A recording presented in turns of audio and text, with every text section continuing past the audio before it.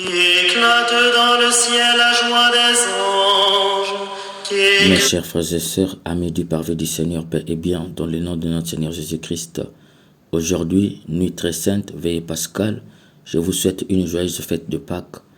Que les grâces de cette nuit incomparable se répandent abondamment sur vous et sur vos familles. Une seule chose je nous propose aujourd'hui pour notre méditation. Par amour pour l'homme, Dieu est passé de 7 jours à 3, puis de 3 jours à 38 heures. Dans la première lecture extraite de Genèse 1, le verset 1 jusqu'au chapitre 2, le verset 2, l'auteur sacré nous parle de la création. Dieu crée tout en 6 jours. Mes chers frères et sœurs, il y a une vérité que nous ignorons souvent et qui est fondamentale pour comprendre le sens de la création. Dieu crée d'abord le monde et tout ce qui le contient. Ce n'est qu'à la fin qu'il crée l'homme.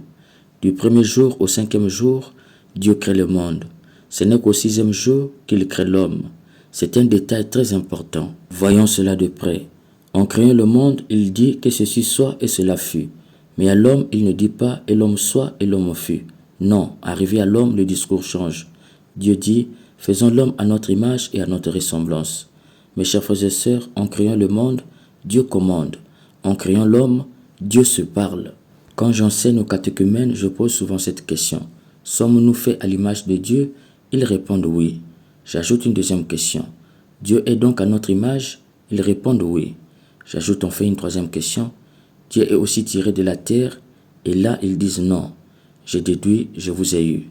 Nombreux pensent que c'est notre corps mortel qui a l'image de Dieu. C'est une aberration totale. Dieu, en disant faisons l'homme à notre image, ils font entendre par là, faisons l'homme qui vivra éternellement comme nous.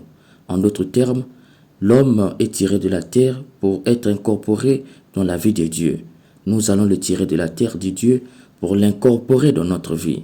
Ce qui veut dire que l'homme doit passer par la résurrection. En créant l'homme à l'image de Dieu, Dieu parlait déjà de la résurrection, un être qui sera ressuscité pour être incorporé dans la vie de Dieu. En fait, nous ne sommes pas à l'image de Dieu, mais c'est en ressuscitant que nous devenons l'image de Dieu. Dire que tel que nous sommes à l'image de Dieu, il faut entendre par là que nous sommes en train de dire que Dieu est aussi tiré de la terre. C'est une aberration totale. Nous serons à l'image de Dieu lorsque nous serons ressuscités. C'est pourquoi l'homme ne vivait pas avec Dieu, mais il vivait dans le jardin d'Éden en vue de passer du jardin d'Éden à la vie de Dieu par la résurrection. Nous, chrétiens, ne ressuscitons pas pour aller au jardin d'Éden, mais pour être incorporés dans la vie intratrinitaire, être où Dieu est. Quant à la ressemblance, il faut entendre par là la communion d'amour.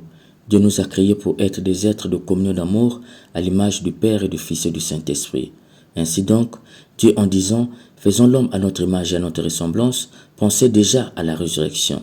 C'est pourquoi notre résurrection est plus importante que celle du Christ. Souvent, nous croyons que la résurrection du Christ est plus importante que la nôtre. C'est le signe que nous n'avons rien compris. Notre résurrection fonde la résurrection du Christ. C'est parce que nous étions capables de résurrection que le Christ est ressuscité. Car il est ressuscité que pour nous rendre le ce pourquoi nous étions faits, des hommes et des femmes, des résurrections. Par le péché, Satan nous a fait perdre cette capacité, et par le Christ, cette capacité nous a été restituée. Nous mourrons pour être ressuscités. Dans notre mort, il y a la résurrection. Quoi qu'il en soit, Dieu crée le monde, puis à la fin, il crée l'homme. Qu'est-ce qu'il y a à dire? Il faut comprendre ici que Dieu crée le monde pour l'homme. Comme un bon papa qui prépare la layette avant la naissance de l'enfant. C'est parce que Dieu veut créer l'homme qu'il crée le monde et non le contraire. Cela veut dire que l'homme est une obsession de Dieu. L'homme a toujours été le plus grand projet de Dieu. L'on peut aller loin au risque d'hérésie. L'engendrement du Fils est aussi la cause d'obsession de Dieu pour l'homme.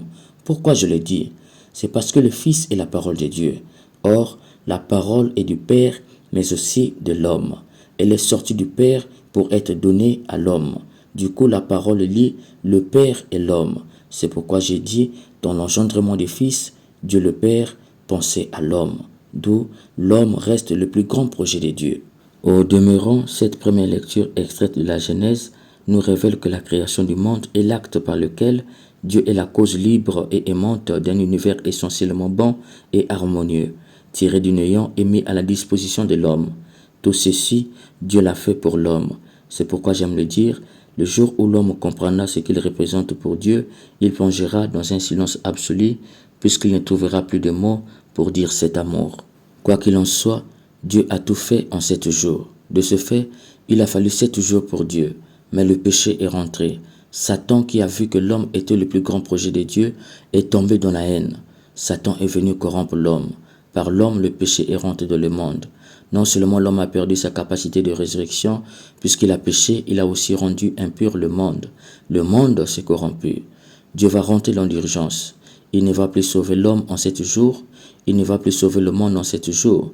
Il va le faire en 3 jours. Oui, en 3 jours, il va sauver l'homme de la damnation éternelle en lui redonnant le ce pourquoi il était fait, la résurrection. En 3 jours, il va recréer le monde. Dans l'évangile extrait de Saint Matthieu au chapitre 28, les 10 premiers versets, Saint Matthieu nous dit, l'ange s'adressa aux femmes et leur dit, vous soyez sans crainte. Je sais que vous cherchez Jésus le crucifié, il n'est pas ici, car il est ressuscité, comme il avait dit. Dans ces fragments, l'ange rappelle aux femmes que ce qui vient d'être fait avait déjà été prédit par Jésus lui-même. 3 jours seulement, il ressuscitera. L'ange confirme qu'il est vraiment ressuscité. Mes chers frères et sœurs, s'il est ressuscité, il faut entendre par là que l'homme a été sauvé et que le monde a été recréé. Mais pourquoi Dieu n'a pas voulu respecter les 7 jours qu'il avait pris pour créer le monde et l'homme? Mes chers frères et sœurs, faire quelque chose en 7 jours ne demande pas trop de pression. Mais recréer la même chose en 3 jours, c'est-à-dire moins 4 jours, cela demande plus de force, de capacité et met dans une haute pression. Le chiffre 3 étant le chiffre de Dieu qui révèle sa totalité, Dieu en recréant le monde et l'homme en 3 jours met en jeu toute sa totalité, entre autres, la totalité de sa puissance, la totalité de son imagination, la totalité de ses capacités, la totalité de son amour. 3 ici révèle le nombre de personnes qui étaient cachées dans les faisans de la Genèse. C'est la machine trinitaire qui agit par pression. Cela pour dire que l'homme est le seul être qui a mis Dieu en pression. Oui, Dieu s'est mis en pression pour l'homme. Ainsi donc, l'amour de Dieu pour l'homme est une obsession. C'est pourquoi l'homme est l'objet de la dilection de Dieu. L'homme est le testament de Dieu. En 7 jours, l'homme n'avait pas compris l'amour que Dieu avait pour lui, mais en 3 jours, il peut maintenant comprendre l'amour dont Dieu l'aime, car il a pris tout le risque en le recréant en 3 jours. Il a accepté la pression. On accepte la pression qu'en faisant ce qu'on aime de tout cœur. Outre cela, Jésus ne fait pas 3 jours dans la tombe, car 3 jours égale à 72 heures. Or, Jésus meurt le vendredi à 15 heures et dimanche tôt, il est déjà ressuscité. Cela veut dire qu'il a fait 38 heures au lieu de 72 heures. Pourquoi? Par amour pour sa mère. L'évangile de Saint Matthieu nous dit, les femmes sont parties tôt au tombeau. Que partaient-elles faire? Accomplir le Kaddish, qui est la prière que le membre du décédé partait faire au cimetière pour confier l'âme du défunt à Dieu par l'encens qui brûlait et la myrrhe, de sorte qu'il soit une offrande de bonne odeur. Les Juifs attendaient 3 jours parce que la médecine n'était pas avancée. Il y a des gens qui revenaient à la vie le 2e jour, qui au fond n'étaient que dans le coma. Après 3 jours, il était certifié qu'il était vraiment décédé. Cependant, Saint Matthieu nous dit que les femmes sont parties et la mère de Jésus n'était pas. Chez les Juifs, on ne peut pas le faire. Si elles sont parties sans la mère de Jésus, c'est parce qu'elle leur a donné l'autorisation. Sinon, c'est impossible pour elles de le faire. D'ailleurs, cela est punissable par la loi. Pourquoi Marie est-elle restée? En fait, avant la mort du Fils, Marie était debout. Après la mort de son Fils, elle était inconcevable. Les femmes l'ont laissée parce qu'elles ne voulaient pas qu'elle voie le corps de son Fils et sombrir davantage dans les soucis comme après la Pietà où le corps de son Fils fut déposé entre ses mains. La stratégie était de taille. Convaincre Marie, la mère de Jésus, de rester tout en obtenant d'elle la permission d'aller appliquer le Kaddish au cimetière. De ce fait, Saint Matthieu nous livre des raisons qui font anticiper l'heure de la résurrection. Oui, par Saint Matthieu, nous trouvons des raisons qui font passer la résurrection de 3 jours à 38 heures. Jésus qui ressuscite vite pour venir consoler sa mère, chagrinée par les soucis. À Sainte Maria de Cacerte, Jésus révélait cette vérité. Je suis venu vite pour consoler ma mère.